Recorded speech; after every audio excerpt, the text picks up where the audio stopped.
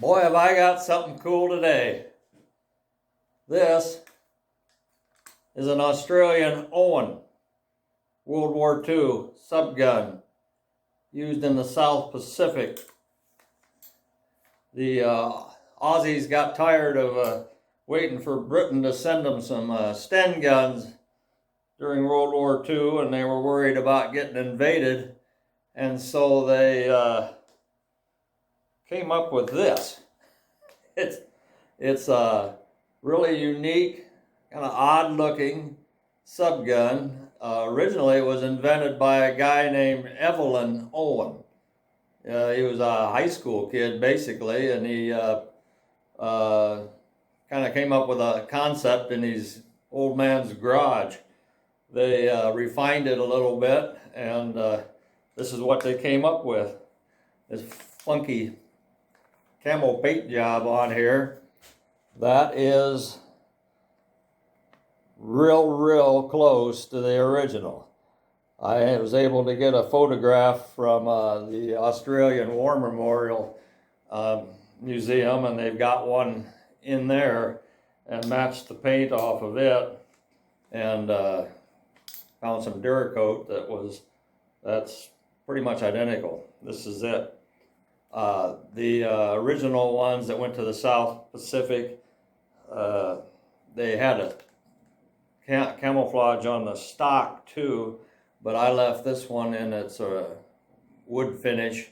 There was a little bit of paint left on it. There was a little chip right there of green paint, but it was all wore off. But the reason I left it is there was a couple of Australians that were carrying this have carved their initials in the side of it, and I didn't want to obscure that.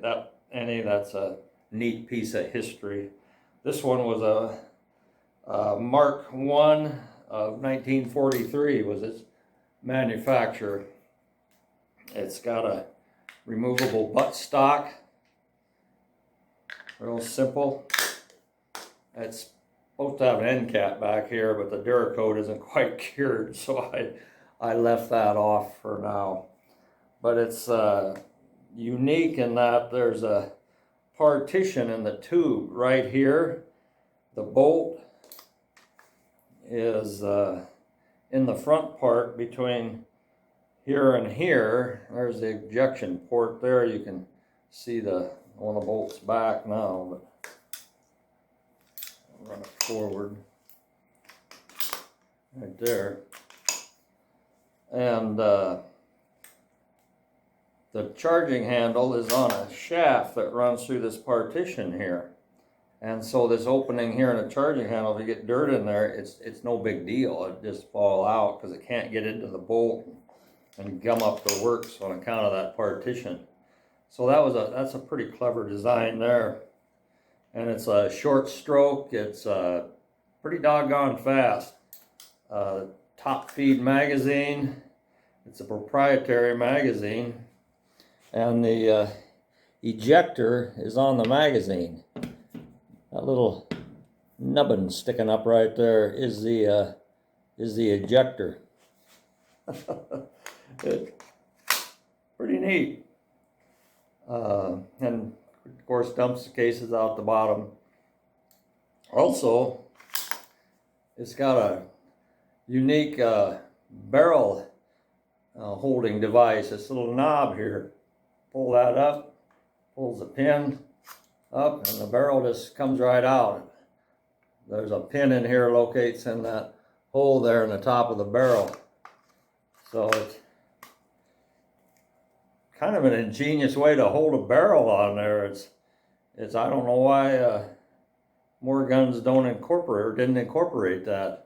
But I guess you got to be a 17-year-old boy in your old man garage to think outside of the box on stuff like that. And it shoots 9mm, and we're gonna try it out here. Okay, we're out here at our Range Toys test facility with our Owen. A couple of things I forgot to point out earlier was that the fact that the sights on this gun are offset. They got to be on account of the mag sticks out the top. But instead of offsetting them to the left, they're offset to the right. So right-handed shooters got to get their head over the top of the gun to sight down there, similar to the way left-handed shooters have to do that with a gun that is set up like this and offset to the left. I guess Evelyn was left-handed. I don't know. But anyway, it's kind of weird to get used to that. Another thing is the gun is select fire with this knob right here. And I got 30 rounds loaded up in our mag. And it's charged. And let's see if it'll empty them.